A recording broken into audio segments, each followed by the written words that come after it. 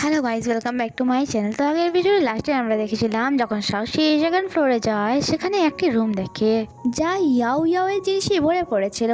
আর এইসব দেখে তার চ্যানেল বলা কথা মনে পড়ে যখন সে তাকে বলেছিল আমার আঙ্কেল একটি মেয়েকেই পছন্দ করে আর তার জায়গা তুমি কখনোই নিতে পারবে না প্রেজেন্ট টাইমে। সাহসী ভাবছিল তার মানে ফাং সবসময় ওই মেয়েটি ফিরে আসার অপেক্ষায় ছিল। বাট তাহলে আমাদের কি হবে, আমাদের এই রিলেশনের মানেটা কি? নেক্সট সিনে আমরা দেখি যে ফাং এর সাথে দেখা করার জন্য অফিসে যায়, বাট লিঞ্চি তাকে বাইরেই ওয়েট করতে বলে যে ভেতরে বস কোনো গেস্টের সাথে আছে। আর এই গেস্টটি আর কেউ নয়, ওই মেয়েটি যার নাম ইয়াও ইয়াও ছিল।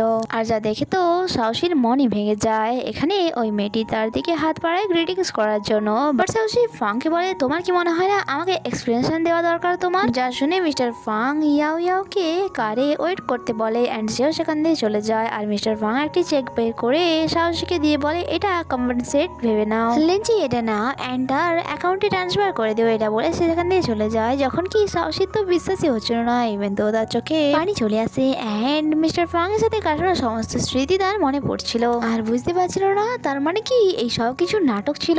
ইভেন তো বুলেট কমেন্টও তাকে সান্ত্বনা দিচ্ছিল যে তার কথা বিশ্বাস করো না, কারণ সে নিশ্চয়ই মিথ্যে বলছে। বাট তাও সাহসীর তো মনই ভেঙে গিয়েছিল।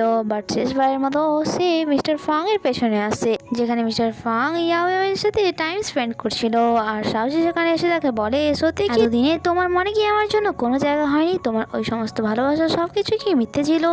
মিস্টার ফাং কিছু বলতো তার আগেই ইয়াও ইয়াও বলে মিস সাহসী আমি বুঝতে পারছি আমার ফিরে আসার জন্য আপনি অনেক বেশি হার্ট হয়েছেন, বাট আমরা একে অপরকে পছন্দ করি, তাই তোমার জন্য এটাই ভালো হবে তুমি আমাদের মাঝে না আসো। তখনই সাহসীর ওপর একটি বাল্ব পড়তে যাচ্ছিল, তখনই ফাং এসে তাকে বাঁচায় অ্যান্ড সে বলে দেখেছো আমি জানি তুমি আমাকে ভালোবাসো, নয়তো নিজের জীবন ঝুঁকিতে ফেলে তুমি আমার প্রাণ কেন বাঁচাবে? বাট ফাং বলে যদি তোমার জায়গায় অন্য কোনো মেয়ে থাকতো তাহলে আমি ঠিক এমনটাই করতাম, তাই প্লিজ আমাদেরকে ডিস্টার্ব করো না। অ্যান্ড ইয়াও ইয়াওকে নিয়ে সেখান থেকে চলে যায়। আর বেচারা সাহসী তার এটা শেষ চেষ্টা ছিল আর সেও বুঝে গিয়েছিল যে মিস্টার ফাং তার সাথে চিট করেছে। সাহসী সেখান থেকে চলে যাচ্ছিল, তখনই তার হাতের ব্রেসলেটের উপর নজর যায় আর সে ভাবে যখন মিস্টার ফাং তাকে এটা পরিয়েছিল, এটাও ভাবে যে ফাং তাকে কিভাবে ঠকালো, সেই জন্য ওই ব্রেসলেটটি খুলে সেখানে এই ছুঁড়ে ফেলে দিয়ে চলে যায়, কারণ সে নিজের জীবন থেকে ফাং এর চ্যাপ্টার ক্লোজ করে দিতে চাইছিল। নেক্সট ডে সে ব্রিটেন যাওয়ার জন্য সমস্ত জিনিস প্যাক করে নিয়েছিল।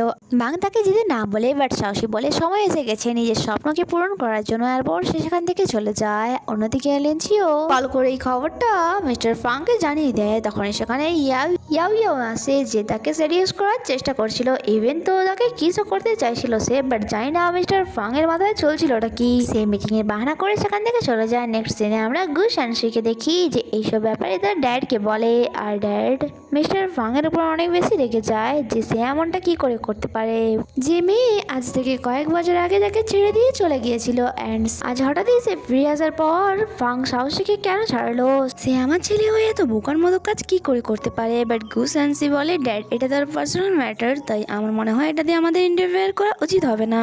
ড্যাড বলে ওই মেয়েটিকে আমার সামনে নিয়ে আসো, আমি তাকে দেখতে চাই। নেক্সট ইয়াও ইয়াও ফাংকে কল করে বলে তোমার ড্যাড আমাকে আমাকে ওনার বাসায় রাখছে, আমার অনেক বেশি ভয় লাগছে যে তিনি আমার সাথে কি করবেন, প্লিজ তুমি কি আসতে পারবে? বাট কল করার সাথে সাথে তার শয়তানি স্মাইল থেকে মনে হচ্ছিল তার প্ল্যান অন্য কিছু। নেক্সট দিনে আমরা ইয়াও ইয়াওকে ড্যাডের সামনে দেখি যে তাকে বলছিল আমার ছেলেকে ছাড়ার জন্য তুমি কত টাকা নেবে? বাট সে বলে আমি শুধুমাত্র ফাংকে চাই, টাকা নয়, কারণ আমি তাকে ভালোবাসি। তখন সেখানে ফাং চলে আসছে। ড্যাড বলে যদি মেয়েটা এখানে না থাকতো হয়তো তুমি এই বাসাতে কখনো পাও রাখতে না। তোমার ড্যাড এখন বুড়ো হয়ে গিয়েছে, তাই তোমার কি মনে হয় না কখনো আমার সাথে বসে তোমার লাঞ্চ করা দরকার, আমাকে কোম্পানি দেওয়া দরকার, আর কতদিন ভাই বাঁচবো?